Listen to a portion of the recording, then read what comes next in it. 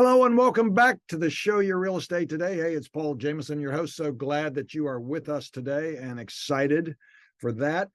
We lost Sandy. She had to go to Walgreens and pick up some extra gifts. But I'm still here and always here. TJ's still here. Man, are they paying you double time to work today? No comment. Okay. Triple time, maybe. Okay. All right. Well, that's good. So I'm actually paying to be here. Oh, are you? I knew that. Yeah. I knew that. So can you remember back, TJ, to your childhood? Do you remember, was there a gift that you got that you just always resonates as one of the best Christmases ever? Oh man, I got a motorcycle when I was like, I want to say 9 or 10. Oh. And it was the best Christmas ever. And then that summer, I tore my ACL on it. Oh, so, man. Well, you made it to the summer. It flipped on me, but it was the best Christmas. Yeah. You know, it's so funny. I think for those of you that know me and have followed me, I lost my dad this year at the age of 96. But so my dad was my mentor, my best friend, and just a wonderful man. And my Christmas one year, I got a Schwinn orange, Clemson orange color, even though I was living in Cincinnati at the time, 10-speed bike. Yes. That had the ram's horn kind of steering taped up and so on and so forth. Couldn't wait to get it because I had been riding a banana seat bike and I was growing at the time and I looked really weird riding it, with the chopper kind of handlebars and the whole bit. Now it's probably worth several $100 that bike now, right? You can't even buy them anymore. But I had that 10-speed bike and I was so excited on Christmas Day. It was a nice warm day. I got out on my new bike and I learned how to ride it and I learned how to shift gears. And my dad asked if he could ride it. Oh, no. So he got on the bike. I don't know how I was 10, 12. I don't even know. And I had a mustache even back then, but I didn't buy beer yet, but he got on that bike and he headed down the hill. Well, he got to the bottom of the hill and wiped out on my brand new shiny Christmas 10-speed bike. So being the kid that I was, totally self-absorbed, I'm running down the hill, not asking if he's okay because he was completely banged up. Yeah. I was like, what did you do to my bike? Oh, man. I'll never forget it, nor did he forget it. Yeah, I'm sure. Yeah. I'm sure he brought that up. Oh, yeah.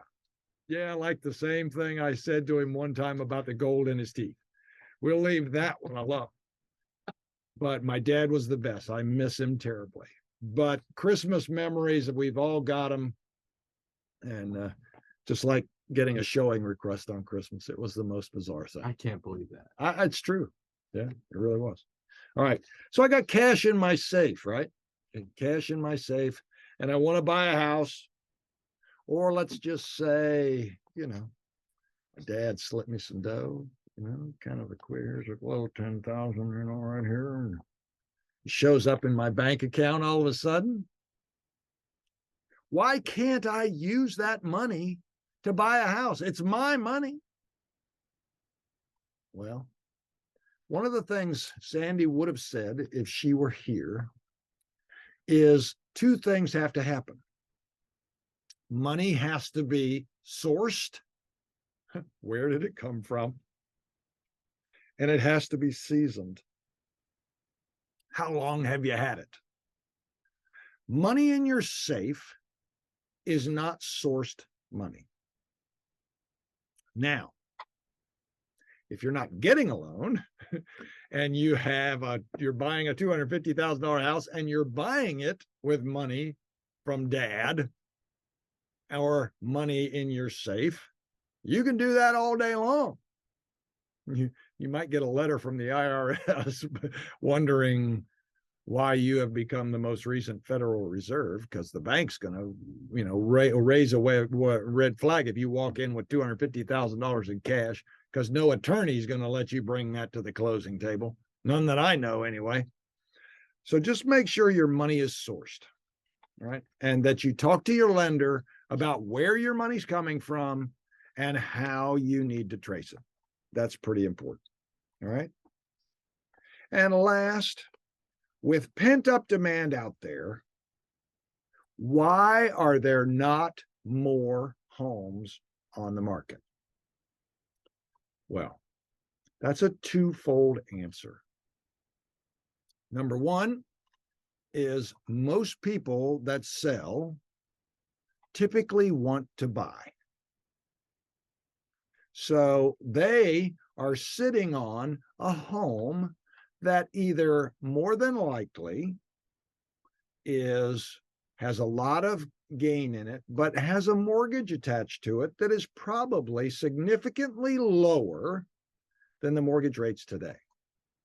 So they say to themselves, okay, I've got a 3.5% mortgage on my house, and I'm going to buy a house and pay 6.5 or 7. I don't want to do that right now. So a lot of people who want to sell or are thinking about selling don't want to buy at those rates because they don't understand there are ways to mitigate that scenario. The other, I want to present a new thought to you. And again, for those that don't know, I'm Paul Jameson. I own Jameson Realty, Jameson Property Management, Jameson Property Investments. Is a very interesting scenario that many are considering. Most of the WBT audience, and again, I'm being general, so don't send me any hate mail, please, are not in their 20s. They're in their 30s, 40s, 50s, 60s, 70s, and are looking for investments that they can make that provide cash flow, that provide tax help, that provide an asset that you can work with outside of your portfolio in the stock market or in other investments. And housing is one of those investments. If you read the books around working with the government on areas where they reward you from a tax perspective, real estate's one of those. We all know that if you sell your home, if you've lived in it 2 out of any of the last 5 years, the capital gain as a single person over 250 is tax-free, up to 250,000 is tax-free, and then up to $500,000 if you're a married couple. That's a huge savings on taxes. But if you look at taking your current home and making it a rental home for yourself, you're now converting that home, that asset with lots of equity, into a cash producing, money flowing asset. And you get different tax treatments and opportunity and cash flow and diversification in your portfolio. So a lot of people who are buying or are moving are converting their homes into rentals because they do know that the rental market is really good right now. Rents in our market currently up through this year are up about 12%. That's a pretty good number.